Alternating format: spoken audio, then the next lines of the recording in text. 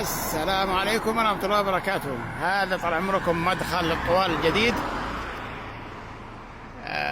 طبعا جميل جدا بصراحة، يليق بجمال أهل الطوال ويليق بجمال وإبداع محافظة الطوال. يشهد الله أنه هو السبب في هذا الشيء. نسأل الله أن يوفقه في الدنيا والآخرة. أبو خالد بصراحة أنكم أبدعتم بصراحة. وهذا طال عمركم المدخل الجديد المحافظة. ألف شكر يا أبو خالد، والله العظيم إنك تعمل بضمير. يشهد الله أنك تعمل بضمير، وإنك من خيرة الرجال المسؤولين اللي استلموا الطوال.